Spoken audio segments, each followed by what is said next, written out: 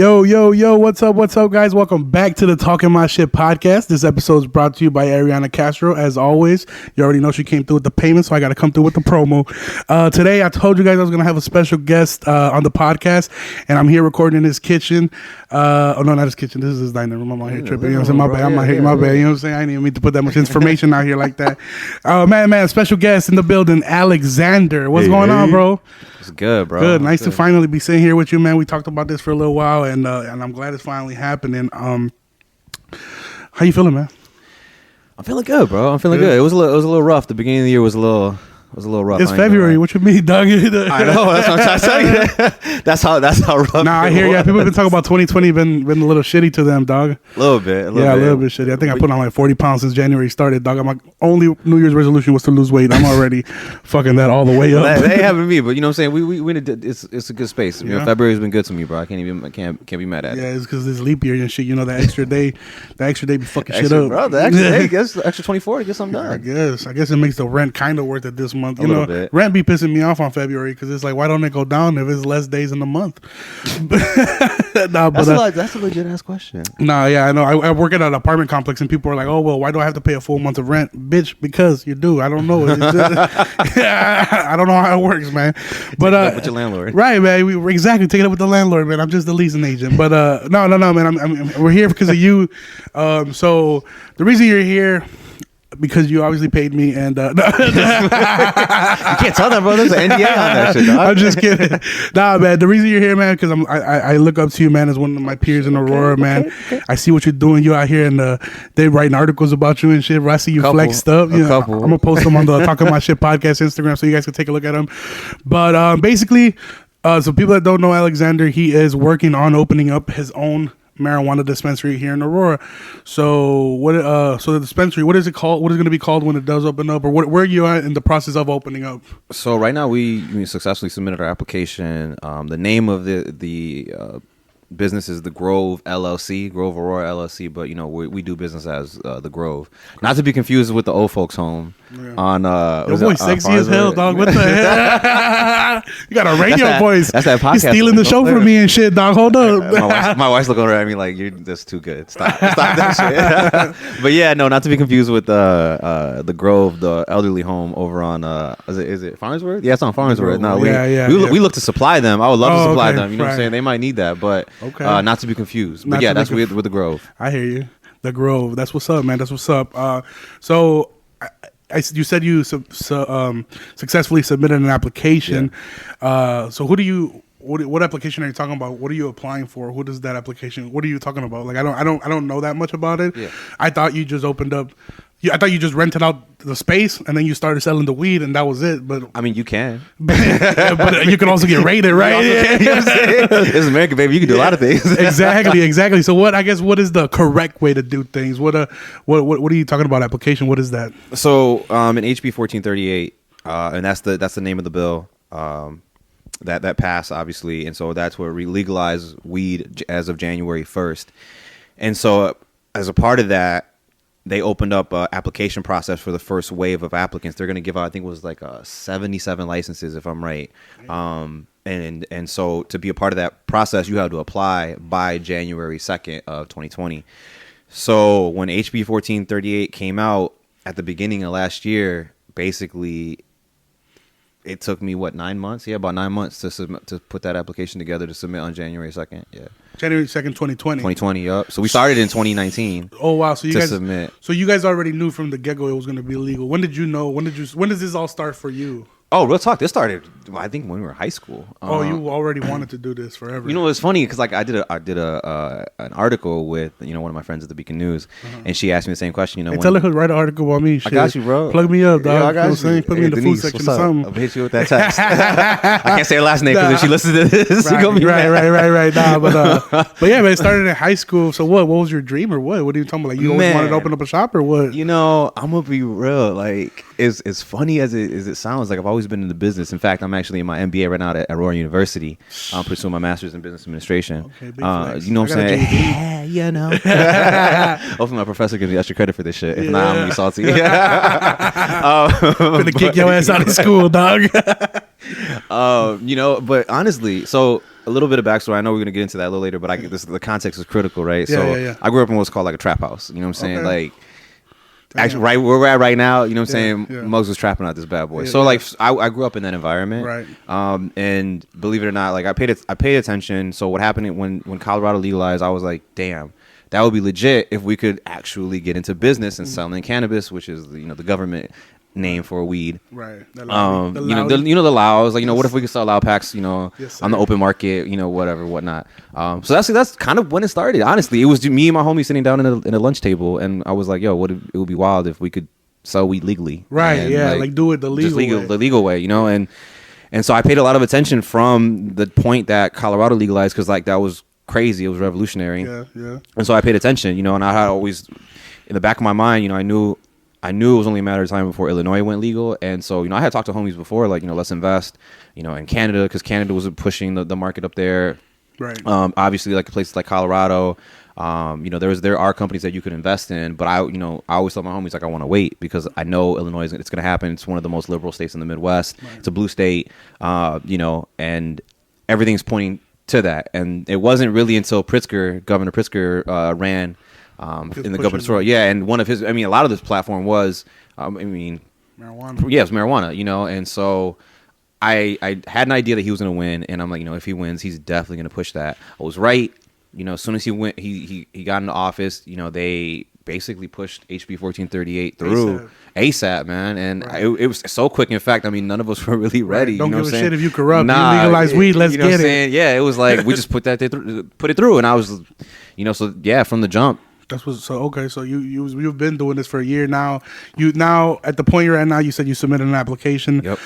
About how much money have you spent as of right now, from the moment you started to right now? You ain't gotta say it out loud. If somebody, no. I'm gonna throw it out there. Because this is information people need to know.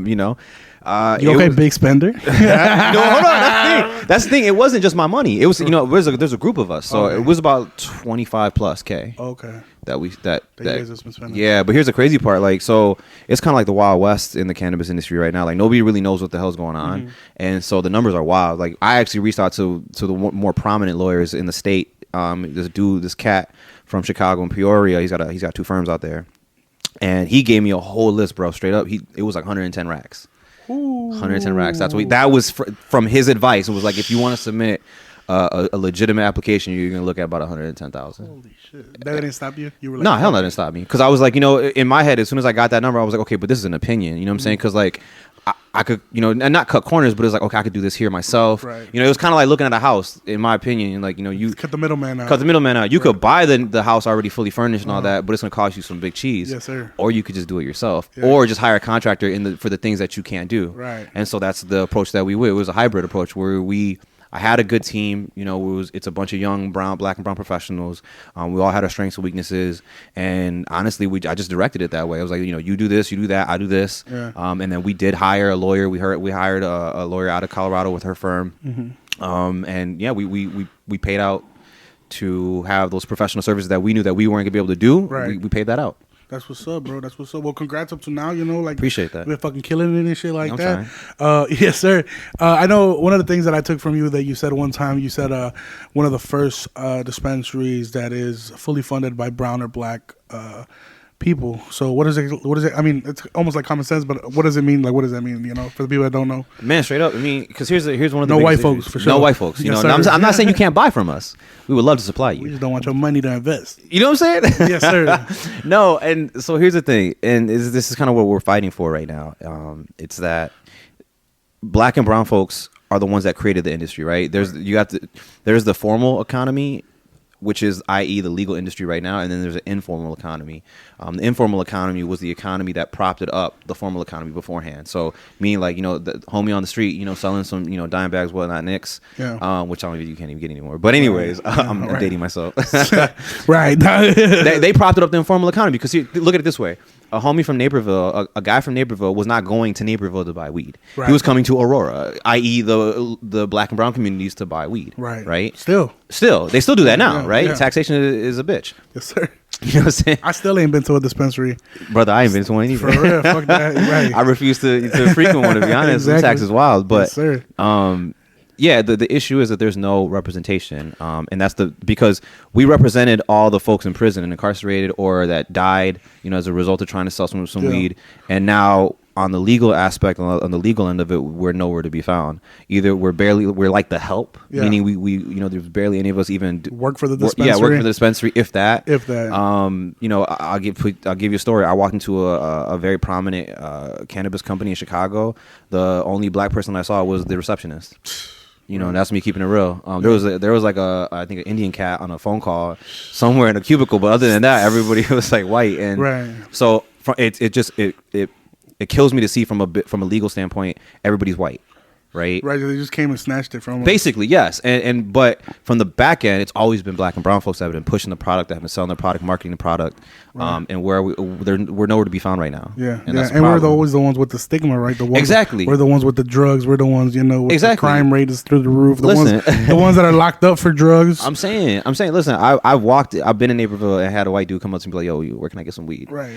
I don't go up to Jimmy and be like, "Yo, Jimmy, where can I get some crack?" Like, you know what I mean? Like, exactly. Like, you know what I mean? It's racist, right? It is racist. It is racist. I'm gonna serve you, but it's racist. Yeah. I'm still gonna hit you with this nick, but you know what I'm saying? That was kind of bogus, bro. Yeah. I'm gonna take that cheese. You know what I'm saying? It's all green at the end of the day. So I salute to you, man, for doing that and making sure that we got a face in the business side of things. You know what I'm saying? And you can help us.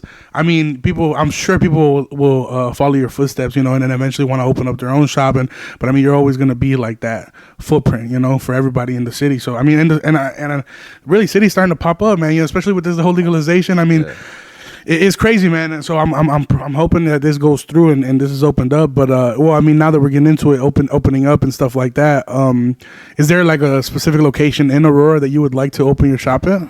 It kind of. There's a couple places that we're looking at right now, but it's kind of hard because the way that the city has put this out. Ooh, sorry. He farted. Yo, you grimy, bro. For the record, I burped, but I was trying to be I was trying to be sophisticated. This man wilding over here. He really is talking shit. No, there's so the way the city of Aurora has put this together. They're capped it at 4, right? So you can only have 4 dispensaries at this point in time.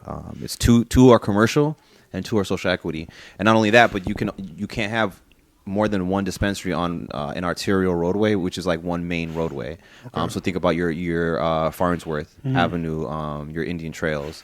So that's kind of hard. But we were looking at the outlet mall, the 88 corridor. We were looking at that. Over there by like where Papa Bear was at? Yeah. They knocked all that shit down, I know that, bro. That was you. Let me find out you paid. Listen. You paid to get that knocked down. Listen. You know what I'm saying? If the Grove pops up, I may or may not have been a part of that. I ain't even like Papa Bear like that. I don't give a fuck. Hey, you know what? They burnt my toast. So you know what? Listen. Yeah, fuck them. Let's get him. That most of I needed to go anyways. It was some weird things happening. That'll be huge though, to open up a dispensary right off the highway, right by the outlet mall. I mean, it's great foot traffic, man. It's beautiful. There's so many people that travel. I think it's like a little bit of. I found some in doing research. I found that there's about a million people that pass through that area on any given day, and so that's we took that into consideration. Look, it's a lot of people. Where the fuck do you even look this shit up? Believe it or not, the outlet mall put out a study when they were trying to expand, and so I found that, and that's where I was able to pull some most recent numbers of people that are traveling. I was like, damn, so when I presented that, I was like, this is an area we might want to look at because there's a heavy traffic, and not only that, but because the outlet mall's presence, we have international presence. So you know what I'm saying, mugs want to be like, yo, we want to do what they do in America. You know what I'm saying? Let's get down. All right. We already here. We done passed through Nike. We done passed through Polo. We got to pass by the Grove. You know what I'm saying? On the way back. That's what's up, man. Souvenirs was good. So, let's say you get do you have like a date when they'll let you know, hey, you're good to go? So in May, I think it's like May 2nd. Okay. Is the very last day when we'll find out. Which the state is pretty slow, no diss to the state. Nah, I'm capping, but it's okay though. State, I'll be real. State not gonna hear this. Hey, look, I'm still trying to get a license, so I gotta, you know what I'm saying? I gotta kind of. I'm still trying to get my driver's license, dog. So fuck Jesse White. You know what I'm saying? This is how we rocking. I'm just kidding. That was on me. Hey, that's all two skinny thoughts. My opinions are not others. This is the part we put the disclaimer out there. We're gonna put a dolphin noise over Jesse White name. Bro. But But this man took me under. I didn't. You know what I'm saying? Jesse White know how I'm rocking. Yeah, man. So May 2nd is the deadline, the latest day you'll know. But can you know before that? Like, yeah. So they can reach out to you tomorrow and let you know. Hey, they really could. I'm not expecting that. Cross our fingers, dog. Listen, I'm knocking on wood right now. Yes, sir. I mean, it would be great if they let us know, but we're anticipating that they're gonna hit us all on that last day. Be like, no, you got it or you don't got it. Okay. You haven't heard of anybody who has applied and got approved from the moment that you've applied? Okay. So so there's some shady shit that's been going on in the state. Meaning, like, if you got enough money, no way in Illinois, right? No way, no way, right? Wow, that happens. Well, yeah. So I've had multiple conversations with people that are kind of in the industry, and they've all asked me a very interesting question, like, "Oh, you don't know if you're gonna get it yet?" And I'm like, "Okay, so you definitely be talking to folks that got enough money to sway a decision, because I ain't got that type of cheese." Right. So it's unfortunate, but. I'm sorry. I got the family people coming through. It's all good. Whatnot, but it's you never really know, and so it's kind of hard. I would hope that we would hear before, but there are definitely gonna be people that might hear beforehand. It's a possibility. Damn, I'm kind of fucked up. I'm not counting my chickens. But you know that a lot of people. I've read articles and I've seen stuff where they say that they're favoring Black and brown people to get these licenses. Now, I heard that like brown people like Mexicans or Latinos, is Puerto Ricans, whatever you want to call it. I just hate saying brown or black. You know, it feels weird. You know, because I'm one of them. But I heard that you guys get like is it true that we I guess, because do we get a discounted license rate? Like, as I know, I heard that we have to pay less than, like, for example, if a white person was to apply for a dispensary license, or what is that case? How are we being favored in this? Because I heard that, like, we are favored in this way a little bit, but what do we have that they don't? To answer that question, so it's not actually broken down by race, it's broken down by community, right? And particularly that's race. You're right. But everybody knows in the hood you got that one white guy. Yeah. That, like, you know what I mean? Like, you know, he thinks he's a brother. But he's not. Right? He's not. But I'm just saying, like, everybody's got that one. So that's what I'm saying. Yeah, I guess. But that's what I'm saying. So the state has language in the bill that defines individuals that are considered impacted as social equity applicants, and that's what we are. So social equity applicant is somebody that qualifies in one of three ways. One, you live in one of the disproportionately impacted zones, and the state has a whole map set up across the entire state depicting these zones. And if you live within the zone for, like, I think a minimum of 5 years, you qualify as a social equity applicant.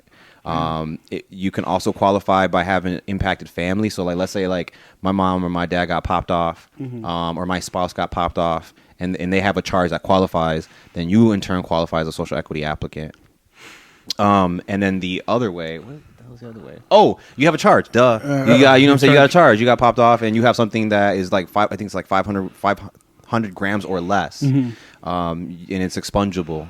Then you qualify as a social equity applicant. Okay, so that's pretty cool. I guess in the way of, it's pretty cool in the way that you get a reduced rate.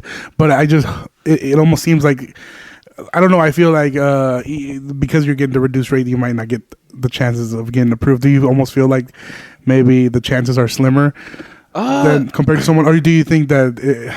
I don't know. You think it's even?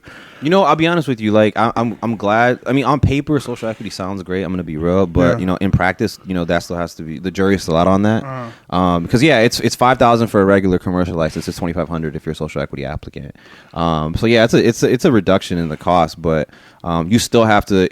I'm still putting in just as much, if not more, work than somebody applying for a commercial license. And that's I get a reduction in the price, but I still got to grind day in and day out. It still took me 8 months, 9 months to do this. And, I had half the people on my team were lawyers. You know what I'm saying? And so, like, then there's myself. I'm a young professional. Right. So for me, it's like, when I think about the viability of this, are Black and brown folks that this is supposed to favor, are they really capable of doing this? Real talk. Like, you know what I mean? Because we'll give you the reduced price, but you're probably not going to be able to do everything else. No, I mean, you still have to pay for a law firm. You still want to get these documents looked over. I mean, that costs money. Yeah, for sure. And time. Damn. Well, I'm gonna bounce back into here in my notes. You guys know that I'm always unorganized as fuck, but I kind of wanted to touch base a little bit. So you're from the east side, right? You're from the east side of Aurora. Where'd you go to school? If you don't mind me asking. Like, tell me the rundown? Elementary, middle, and high school. You know, started at Johnson School. Oh, I hate that school. Yo, get out of here, bro. Dog. I hate that school so much, dog. Because I went to Allen, bro, and you guys rocking with Allen. You guys played us in soccer, and you guys had that one soccer coach with all the pimples in his face. I know you know who I'm talking about. Maybe I don't know. He was there for years, bro. He was there for years. But he was the coach for every. No, we lost. So in penalties, bro. In penalties to Johnson, bro. Johnson Lee. Ugh. Anyway, where'd you go to middle school? I went to Big C's, throw my C's up. I'm not a Crip, but I went to Cowherd. Yes, sir. Me too. I went to Cowherd too. Oh, you went to Cowherd? Yeah. My man. This is I knew I rocked with you for a reason. Okay, I went to Cowherd, dog. That shit's crazy. Shout out Ms. Jones. We fuck with you. Hey, I don't even remember. Mr. Rios, you know, we fuck with Mr. Rios? Yeah, Mr. Rios. Okay. Yeah, man. They probably don't like me as much as I like them. Mrs. But Stone. I don't know if Mrs. Stone was still there, but she was a G, though. Mr. Gossett, big football coach. Oh, that's right, Mr. Gossett. Yeah. Cowherd, good old days. Mr. Hicks. Shout out Mr. Hicks. Hey, that man enjoying retired life on the west side right now. Let me tell you. Man. That dude used to play for the Bulls, man. That dude had the deepest voice in the world. He was like, was it like an older Kawhi Leonard? Yeah. Yeah, and then when'd you go to high school? So believe it or not, I actually went to West. I started. We're gonna wrap this up. Thanks for being my guest today. Chill. Yo, so I went to West for a semester, and then like I got caught up. I was trying to gangbang out there, and my grades were terrible. So I ended up just getting kicked out and transferred over here to the East Side, which I don't know why anybody would do that. Yeah, if you're trying to go from one situation to another, right? It's not the best place to better yourself. I guess ain't nobody going to rehab like, yo, I'm gonna go to East Aurora to rehabilitate. I'm just keeping it real, yo. I graduated from there, so I'm about to talk shit. So good. Fuck it. That's my. Where'd you graduate from, though? East Aurora. Yeah. So I went back to East. Yeah, believe it. I mean, I wasn't a statistic. Oh, yeah. Hey, you know what I'm saying? That's what's up, dog. That's what's up. But yeah, I went to East. Born and raised on the East Side. Grew up on Sophisburg. Then moved to Grove Street. So Grove Street, it was a big part of my life.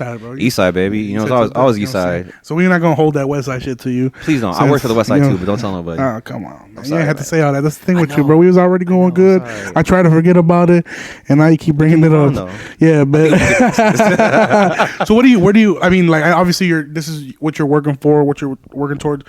Where are you employed somewhere now, or what? Damn, bro. Like, what do you do, dog? Can you pay your bills? Like, right, like, you know what I'm saying? Like, is this your part time, or are you already a dispensary on the black market? Let me find out, bro. I'm out here interrogating this man. I'm the whole time I'm the feds. I was about to say, who you giving this next question?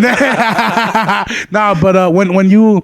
So one of the biggest questions that I have for any dispensary owner, or I guess I've never been to one, so it's not like I can just ask people. I was about to say, can you hook me up? No, I've never been to one. But like, speaking about plugs, where do people get their merchandise, their inventory? Like I said, is there a Costco that like you know like, yeah, you know what I'm saying? Like, is there a Costco? Is there somebody that drops off the work? Where do you guys get your inventory? So the way it's set up right now, because of federal prohibition, you can only get what is grown in the state that has it legalized, right? So let's look at Illinois and Colorado. So Colorado has its own legalized market. They can only buy from in Colorado. They can't ship to Illinois. Vice versa. So we can only buy what's grown in Illinois. We can't ship to Colorado. Oh, no, that's why I've been hearing that it's nothing but bunk in this fucking dispensaries right now. Well, here's the thing too. I mean, and this is another thing. Geographically speaking, we can't grow weed. We really can't grow. We're not in the environment that is suited to grow good cannabis. In fact, one of the biggest issues that people are worried about in terms of investing into grow operations is scalability, because in California, it's like sunny weather. It's pretty solid out there. You can scale up rapidly for not that much money, meaning you can start growing more cannabis, more product. As in Illinois, we got the winter, bro. So you can only grow indoors, and that involves much more money. You got to expand your operation, all that good stuff, the soil, blah blah blah. So it's not that. Yeah. So so there goes the answer. You can only buy from Illinois grown. Yeah. Oh, well, I thought that you could I thought LA you get shipments and shit. So. Oh, no, I'm not saying there's not shipments that come in. They're just not legal shipments that come in. Wink, wink. Yeah, wink, wink. Wink, wink. That makes sense. That makes sense. Yeah, because you could buy weed wherever. Yeah, for sure. Legal weed is a different situation. Oh, I hear you. Well, that's good to know both sides then, both sides of the scale. Another thing that people have been asking me now I have a question of my own that's not on my notes that just kind of popped up to my head. So you said that people had to get their applications in by the 2nd of January of this year, right? I do remember this year on the 1st of January, for example, the shop over on North Aurora, there was a line on the 1st of January. How were they already able to sell weed as of the 1st of January for recreational use? So they have what's called an early adult use license. So the way the state set this up, right, the state wanted to help social equity applicants. So the way they did that was they started a fund that was supported by these existing medical dispensaries. So it basically was a pay to play. So if you wanted to sell January 1st, you had to pay for an early adult use license. That was 500 racks. 500,000, $500,000. Yes, to get that. Good. Well, yeah. Well, yeah, but I mean, you think they made it back as of right now, though? That 500,000. They made that tenfold easily. I mean, I don't know if you saw the numbers, but Illinois it shattered. Right, it was like 40 mil. Yeah, holy 40 mil, and like we're barely in February. Damn, that's crazy. That's good. Well, that's good to know now that I know. Okay, I got a question from one of the listeners. The homie C Roach is her Instagram name. She asked a few different questions, so we'll go ahead and run down here. So she's been to a dispensary, and I guess, and she says when she went, they scanned her ID. While making her purchase and transaction, they scanned her ID. So she wants to know what is the reason for people scanning their ID? What database does that go to? Is that registered anywhere? You know where does that information go? Fed's about to raid her shit. Fed's about to raid. Oh, okay. They finna kick your door in. So just so you know, next question. No. In all seriousness, all jokes aside, so that could be for a variety of reasons. Each dispensary is slightly different in what they and how they collect and aggregate their information. But I know off top, they could be checking for one, your date of birth, your ID to make sure you have a valid ID. Two, they want to make sure your supply. So you can only buy a set amount per day, right? So that's one way that they check. So there's a whole inventory system. Typically, what you use on the market is BioTrack, and that's the preferred software of choice, and that's how you manage from seed to sell in the state, and that's kind of like the state mandated. So there's different software you can use, but if they're using something like a BioTrack, they're tracking that individual's purchase habits.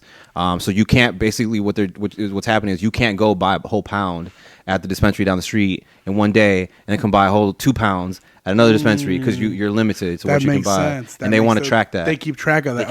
Yeah. That fucking makes perfect sense. Then. You might still get rated, but you might still get rated. Don't worry, that's not off the table yet, nigga. You're not off the hook yet. Hey, the pet's still lurking, boy. So. In this, again, this question we've touched base on before on the podcast if you're a listener, but people say, again, it's legal in the state, it's not legal on a federal level. So as far as for example, as a regular citizen, say you have a FOID card, because that's what everybody has been speaking about. As a citizen of the United States that holds a firearm weapons license, a FOID or whatever, can you get into federal trouble if you're not committing a crime? You're just purchasing marijuana that's legal in your state? That's a tough one, man. It's a tough one because there is that there's that discrepancy between state and federal jurisdiction. So I mean, I believe it or not, I have a FOIA card too. So I mean. Okay. Hopefully the feds ain't listening. Right. You know what I'm saying? Like I said, I'm not trying to get rated. But declining your shit right now, dog. Right. So I mean, I can't speak to the FOIA card, but I can speak from like an employee-employer situation. That's one of the biggest issues right now is how they're gonna basically regulate that, how they're gonna police that, because that's the biggest fear is that federally it's still illegal. You know what I'm saying? Damn. So like let's say. Like undocumented individuals, right? Right now, the biggest issue for undocumented folks is they're just telling you to stay the hell away from. Like, don't get involved with it. You can't work in it. Don't smoke it. Don't do anything involving legal cannabis because it could mess up your status. Okay, so federally. Okay, Jamie, this for you. I know you're illegal, or any, or any. Stay away from it. Okay, that's a good one. And one last question from the homie here. She asked. Are you going to be taxing, bro? Because, a lot of these dispensaries have been taxing up the ass. They've been trying to take your whole paycheck. You know what I'm saying? It's like you paying coke prices for this weed and shit, man. So what are your prices going to look like, man? You going to do $10 G's for the east side? You know what I'm saying? 20 for the west side? What you doing, man? If you bring in your East Aurora ID card, I got you on a 15% discount, baby. He said punch in your ID number for lunch at the dispensary and we going to hook y'all up. You know what I'm saying? We get 2 edibles. Reduce lunch to get you even more. What's up? Holla at me. How's your boy? Yes, sir. Listen, so unfortunately the state has a certain level of taxation that you have to abide by, and then on top of that, you have to adhere to local jurisdiction, which I think is capped at 4%. But I'm gonna tell you this right now, man. It's like gas. You don't pump your gas in Chicago. You pump your gas in the suburbs. Yes, sir. So if you're gonna buy your gas, and the smokable kind, don't buy it in Chicago. Buy it in the suburbs because it's still gonna be like. I think I read an article the other day where they're talking about this summer they're looking at a 41% tax rate on cannabis. It's just kind of wild right now for like top shelf flower. It's like $60. Like, bro, I can get an eighth off the street for that for 30, dog. You know what I'm saying? Yes. Like, it's a whole quad right there, brother. I'm saying, if you cool with the plug, they might even throw a pre-roll in that bad boy. Sir, yes, sir. I don't know. Yeah, I don't think my plug fuck with me like that, but I see where you're going. You gotta bring Little Caesars next time, bro. It makes a difference. My plug, I ran off on his ass. Anyway, so no, I ain't trying to tax. You're gonna try to keep it on the low, but obviously there's some stuff that legally you'd have to pay, right? You have to pay certain taxes. I'll tell you this: a lot of people don't realize this, but your medical patients actually pay reduced taxation, or they pay reduced taxes, I should say, on the sale of cannabis. So, actually, medical patients have it best right now because they can buy cannabis that's higher potency, and it's cheaper. So that same flower, that $60 gram for a regular person is probably going for like 40 or less for a medical. Still patient. A lot, but yeah, I get it is. Discount. If you what can I do to get a medical card? Like if I wanted to go to the doctor, what's a good excuse? I mean, if you kind of like, we have steps out in the front of the house right here. So like, if you kind of fell, like, don't hurt yourself too much, but you get a little knot. You know what I'm saying? So how about you push me down the fucking stairs on my way out? I could try to, but we got a camera out. As long as my mom disables that, because I can't have you using that against me. Yeah. Then I'm gonna hit the suyo. You know what I'm saying? Whoa, God. Oh, that's so. But you can still get the medical card here, even though that weed is legal. Yeah, you totally can. In fact, a lot of people are telling you to get the medical card, regardless. Because there's some shops that even only on certain days they only serve medical patients. Well, here's the thing. Right now, there's a drought. I predicted that too. For all those listening, I told y'all there's gonna be a drought out in these streets. You know what I'm saying? Hey, Lil Wayne, where you at? But no, there's a drought. So by law, you have to supply medical patients first and foremost. Right. So like when I think there was like a weekend. Damn, boy, you sloppy, son. Damn, bro, nigga, you gave me a cup of water in a jar first and foremost. Listen, you're a millennial. This man got me drinking water out of plates and shit. Bro. Come on, this used to be a plant based, bro. I wish I could show you the picture of the jar I just gave this man. So medical, medical takes precedence over recreational. But the biggest issue is that like within the first week, most places were already sold out of recreational because you have to supply medical places, and not only that, but right now the demand is so damn high that even medical patients, they're seeing a shortage. Some recreational dispensaries flat out said we're not opening until after February until we can get more product because they're like, yo, we're not even worth it. Yeah, it's not even worth opening up because we can't sell you nothing. I mean, edible. The only thing you can really buy is edibles right now. I'm a fat dude, so you know what I'm saying. I fuck with edibles. I eat, dog. That's all I need. Disclaimer. I will say this. If you're buying cannabis from the unregulated market, aka the black market, aka your boy down the street, stick to the flower. I do not recommend that you buy edibles. Yeah, no. Well, here's the thing. For me, I'm looking at it from a health standpoint and a legal standpoint, right? Legal, not so much, but the health standpoint, because you really don't know. Especially with legalization, it's really brought regulations to the forefront, right? Meaning, people, you know what's in your product.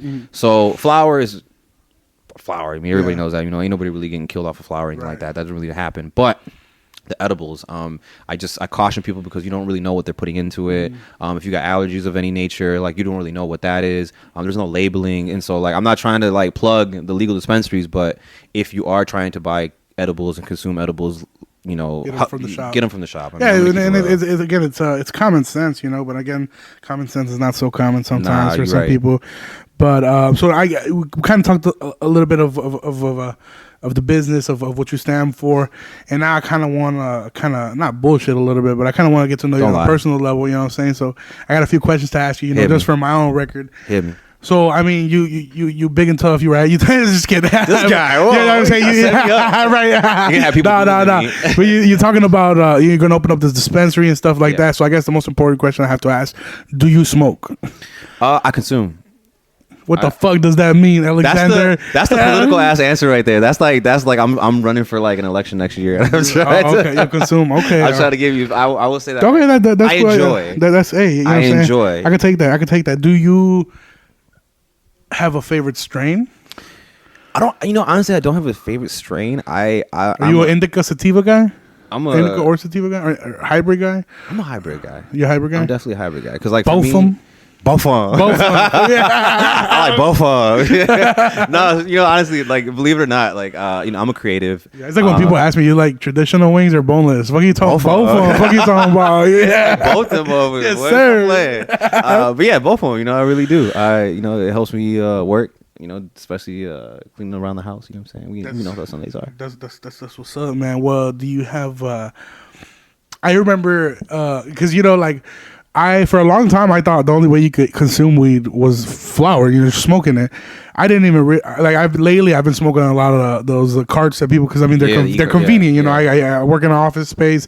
Or sometimes before shows, you know, it's just the way to go, you know. But and then again, of course, edibles started coming out. You know, I've had a few of those, not too many. I feel like every time I have one, it's like I'm already fucking lazy as it is. So when I had an edible, it's like, bro, you ever seen the commercial of the girl that smokes weed? It's like an anti-weed commercial, and she just like flat ironed on the couch. Like that's how I beat, dog. Like yo, you can't give them truth for that. Yeah, shit. After the edible be smacking, that's exactly how I'll be feeling, bro.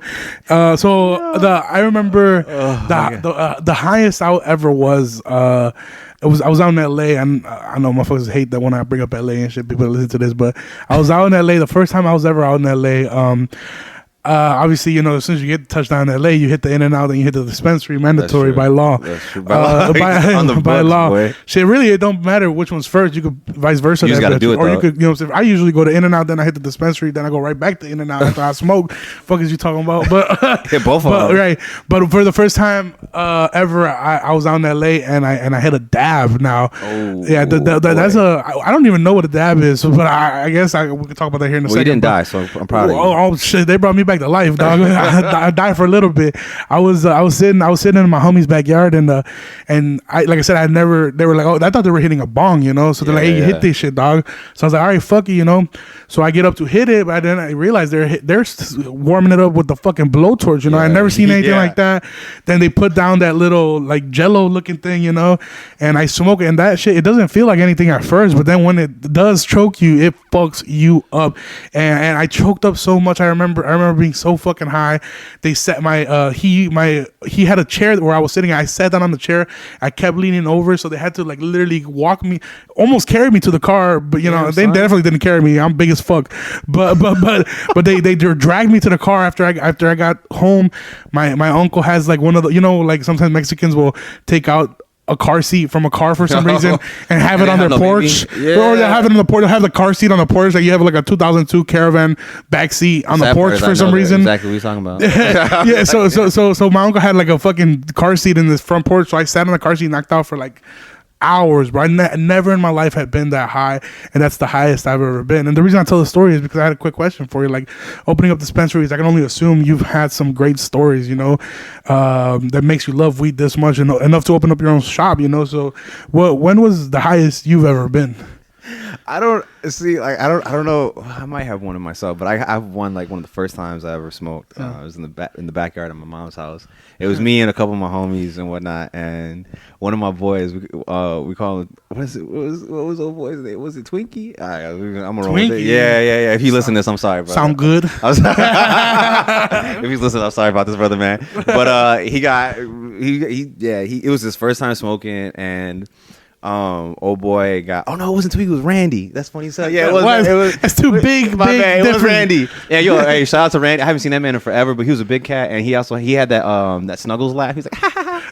Does he drive a tow truck by any chance? Yo, is that my man? Yeah, I think so. Right? Yo, you know it. I think I worked at O'Reilly's for a little while with him, and I think I've had him tow. I remember because his name is Randy, and he's a bigger guy. Yeah, I'm a big motherfucker, but you know, Randy was pretty big. Randy was pretty big. Shout out to my man. I haven't seen him in years, but anyways, he got like, yo, man, my God, lit. Yeah, and like he got paranoid as hell. It was like all of our first times, and dude kept saying the feds are watching. He was like, bro, he's like, bro, and so like we have a fence. There's a privacy privacy fence on it. He was like, bro, I see somebody out there, bro. He's like, the feds out there, bro. He's like, so he got up, man. He got up, was like, yo, the feds, bro. He's like, they out there, bro. And like, yo, I'm like, what? Like, yo, chill, dog. Like, yo, chill.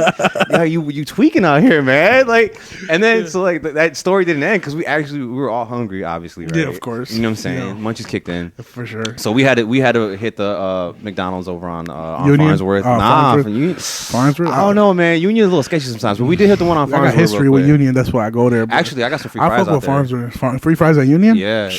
Probably has some shit in it. You know, I don't trust that motherfuckers, but I still go there. I don't trust them though.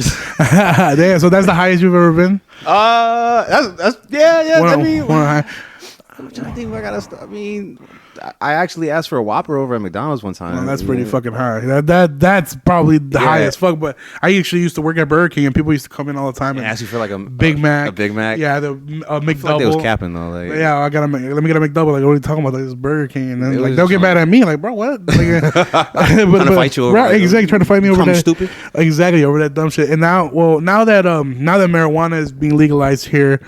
And I guess, I mean, pretty much I can see it within the next few years be legalized federally across the whole country, right? Yeah. I could definitely see that coming. You know, I honestly, believe it or not, if you would have asked me about 5 years ago, 4 years ago even, if you asked me did I ever think that weed would be legal in Chicago, I would say no, because it's almost unreal. You know, it's almost like all these years I had to buy it. Every time you get pulled over, you put it in your nuts or wherever you want to. You know, say put it wherever you can hide it. That's real. And now it's like it's legal. There's a store you can walk in and get it. Yeah, of course, there's all these hoops and all these taxes, but at the end of the day, you can, if you have the bread, you can walk in the store and buy it. And you're good to go. And now, well, with that being said, do you think in the future they will legalize other drugs? Like, I know that mushrooms are in Colorado are in the conversation of being decriminalized and possibly legalized.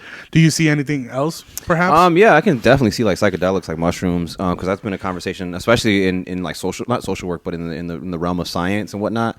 There's like, I got a homie right now. He's actually one of my business partners. He studies psychedelics and you know how the effect of that on the human body. Right. And so I think there's also a couple articles where it's linked to help with depression and stuff like that. So yeah, I can definitely see them doing that. I don't know for like recreational use. Yeah, right. I can see that more for like a medical use, but recreational, I feel like weed. I feel like weed is like. That's like as far as people are willing to go. Right. Anything else, like at that point, you might as well just legalize heroin. Yeah. I think. Well, the only reason I say it too is because I think because sometimes people are like, oh well, now that weed's legal, maybe coke is legal, or maybe you know. The thing is that people don't realize that coke has all kinds of chemicals, and you can overdose on it. If you got the money, coke is legal. Yeah, well, true that. You know. Yeah, exactly. But and I kind of try to talk sense to them, like you got to realize that there's two completely different things. Like cocaine is definitely, it's like a man-made drug in a way. Yeah. Marijuana kind of just grows and you can find it in a little like an orchard or whatever. Yeah, you're gonna find coke. You don't find little baggies in the orchard. Not 8 balls in the woods. It might be, but they ain't grow there. Right. It might be next to a body. Oh my god, bro. You said it might be next to a body, yo. But now before we wrap up and whatnot, I say, okay, let's say you get, because I mean we're all cheering for you, you know what I'm saying, for you, because I mean at the end of the day it's us, you know, like it'll be a W for any minority in the country, even, but definitely in the city, and like I said, I'm cheering for you, man. I'm hoping that this goes through in the event that it does, right, in the event that your application is successfully approved, and you open up your first dispensary, and you're basically got the wheels rolling on this thing. What is your goal with the company, like with the company itself? Do you wish to be as big as like Cookies, for example, one day? Burner, shout out to Burner. Yeah, shout out to Burner. If you guys don't know, Cookies is basically like, I guess, the Walmart of weed, right? Basically, yeah. It's one of the biggest weed companies. I think Target, but you know. Yeah, okay, like it's high end, I guess, but yeah, but yeah, you know, it's a big company. Do you see yourself expanding strictly in the marijuana business, or is this almost like a hobby to you where you have bigger dreams or bigger goals? Where do you see yourself, I guess, if everything goes good, where do you see yourself in the next 10 years? Man, you know, first of all, if you guys hear any dogs barking, that's my like ghetto cousin's dog. I'm sorry. Right, that's my eggs. Yeah, that's my eggs. I do apologize about that. You know my bad. But no, for me, I love business. I've always been fascinated with business, even from a creative side. So for me, I want to make sure that like we do expand. I don't want to just have a dispensary. For me, like there are ancillary roles. So we've been talking about, especially with social use, it's a really big conversation right now. People are saying, okay, well, I can go buy beer and hang out at a bar, but I can't buy weed and hang out at a bar. And so for me, I want to make sure that we're able to represent the community, right? It's very colorful. So like, having a space for people to use.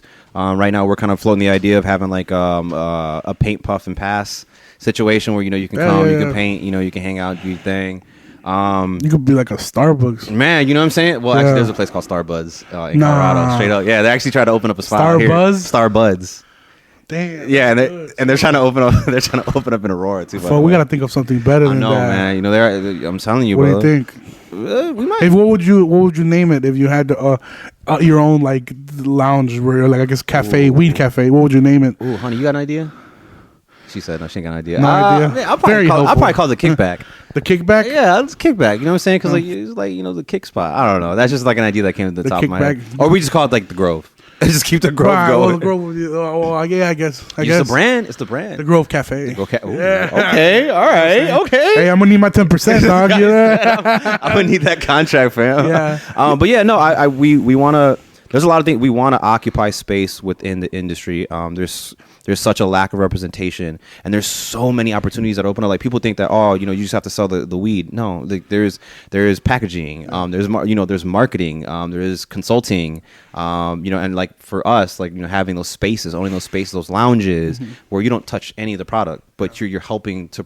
You're helping to push the industry forward. Right. And so, yeah, we whether it's a dispensary, whether it's, owning like a paint, puff, pass company, a distribution company, like, we're definitely looking to expand within the realm of cannabis because you see it. There's enough money. There's a lot of money, brother. A lot of money, especially being at the very beginning of everything. I mean, we're at the beginning of history right now. It's his history. Yeah. It's his history. I mean, yeah. And years from now, there's going to be big companies, cafes, and we're gonna be like, yeah, remember when we were just starting this shit out, Man, I remember year one, really. Man, I remember like 9 months ago when I, first started on this project myself, and then I got the homies together, got the team together. We met at a restaurant in Chicago, right by my neighborhood, and I told them, I was like, listen, I'm not trying to sell you a dream, but this is history. This is historical.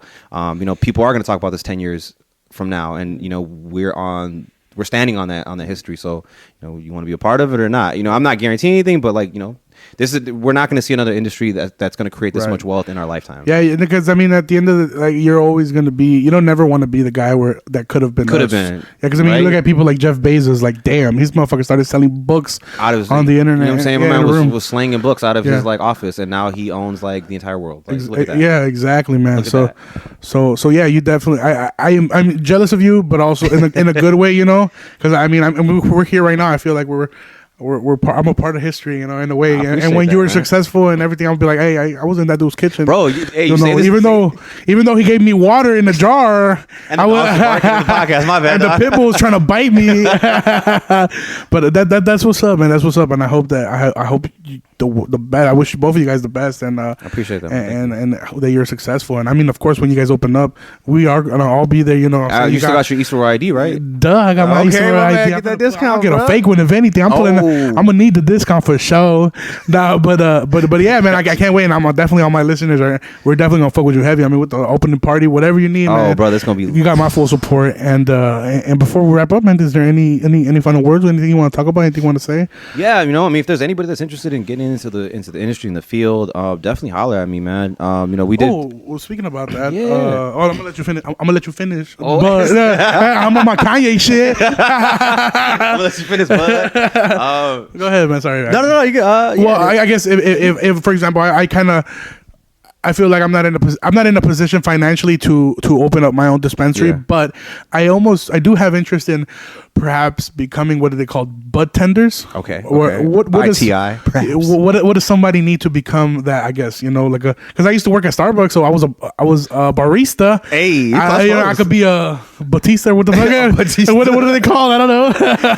Honestly, it's really just customer service, man. It's customer service, knowing the product. One of the biggest things that the state wants to people to know. And so I took a course myself. It was basically like a bud tending 101. You have to know what you're selling to a consumer. And so the state has placed a very large emphasis on consumer knowledge, and so they want to know that you know what the hell you're selling to somebody else. So like, because like we just talked about, there's concentrates, there's topicals, there's obviously flour, there's cartridges, there's a vast array of products that are cannabis related. So they want to know that you know what you're doing and what you're selling. Because like, just like you were starting a barista, right? When somebody hits you with like, yo, let me get that venti, you know what I'm saying? we ain't got it. Here go a cup of water, shut the hell up. Yeah. Just kidding. You're basically in the jar. You're certified. Yeah. So no, they just want to know that you know what I'm saying? What you're like doing. Yeah, what you're doing. Because there's still a big health risk associated with the people. You know what I'm saying? Is there like a school that I can go to, or a course that I can take, or is that kind of just like when you get hired, they kind of teach you? So you can do one on your own. There are places, there are businesses that actually cater to folks that want to get into the industry, that teach those courses or trainings. But if you do get hired by one, oh yeah, we solid. You know what I'm saying? If you do get hired by a company, by law they have to train you within like I think 60 days. Like so for our company, when we hire somebody, we have 60 days. That's within our basic org chart. We're training them within 60 days of how to do their job, what they need. So we created a whole handbook. The whole nine for them. Yeah, I created a whole handbook, bro. Like, damn, bro. Like, that shit's hard, dog. What you smart though? You getting your MBA? When do you graduate? Man, I graduate May of 2021. So, but I'm actually thinking about going right back into school for my JD, what? My law. What the hell that mean? I'm thinking about getting this is about JD. That's doctor or no? No, that's law. I thought you meant it was UGD. No, like, yeah. No. Hey, chill, folks. You're saying you can take the man out the hood. You can't take the hood out the man. Exactly. No, my law. It's a law degree. It's your Juris Doctor. That's what's up. Because I've been dealing with the industry, and you have to know. You have to know. There's so many laws. You can get played too, right? Yeah. You can get played, and that's a lot of funky business that's been going on. I had to steer clear of some of those things myself, but I'm thinking about going back into law. That's what's up, man. Well, I mean, like I said, I mean, I look up to anybody who pursues education because, dude, the school shit ain't for me, man.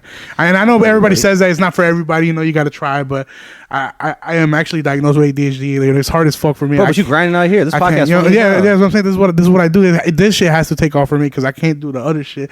But like I said, I do look up to you for following your dreams and staying educated. Because I mean, of course, we don't wish this upon anybody, but in case all do fails, nobody can take your degrees or education from you. I've been there, man. Like, I left a really great job. I don't want to say really great job. I left a great paying job. I should say that. The money. I left a great paying job. And it's because of my degree and my experience that I've been able to get things here and there and consult and freelance is because of that. So yeah, like you said, even though I left something, I always got something to fall back on because I got my degree. That's what's up, man. That's what's up. Well, I think that as of right now, we're going to wrap it up just because honestly I didn't shower before I came here and I've been to stink this man kitchen up. No, I was just kidding. But again, thank you guys all for tuning in. Thank you guys. Thank you, Alexander, for coming by. My friends call me Alex, man. Please. Alexander sounds way more like sexy though. It does, right? It's like Alexander. You know what I'm saying? Like you sound like a Greek god, my boy. You know what I'm saying? Like a Puerto Rican god or a Mexican god. But Puerto Rican Greek Alexander. God. I always wanted to name my kid Alexander. No bullshit. I'm not pandering because I'm at your house.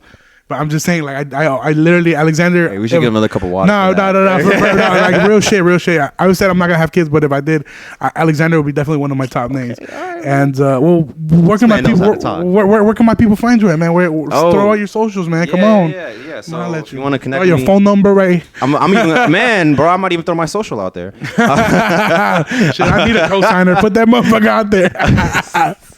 You can find me on the gram, man, at _ Sir Alexander, one word _ I'm typically on Instagram. I'm not really on Snapchat, but you can find me on Facebook too. On Alexander Joseph. Don't you have Instagram for the Grove? Oh, that's right. Yeah, damn, I'm not even. I love how the guy on the podcast is trying to plug me, right. And I should be trying to plug. Hey, there's your boy right here with the law degree. Don't even know. You know what I'm saying? The NBA first, but law degree's coming next, bro. But if you want to follow the Grove, I really haven't stayed up with the Grove. Account just because I've been pending busy, status. It's pending. But if you want to follow the Grove and some of the things that we might have going on in the near future, you can follow us on the _ Grove Aurora, and that's on the IG. Again, that's the _ Grove Aurora. But yeah, just so you can catch me for sure, for sure. And I'm gonna put all your stuff on the Talking My Shit podcast Instagram, man. And of course, I'm not gonna say if you. I'm gonna say the day that you open up, we're gonna definitely do another episode, and we're gonna you know, so we're gonna push this. We're gonna make sure that you win and we all win, bro. I appreciate that. So thank you for doing this. You know what I'm saying? Even though I'm at your house, basically, but thank you for having me, I guess. But thank you for being on the podcast, man. I appreciate you guys have a great week, and I will be back next week. Bye bye. Take care, guys.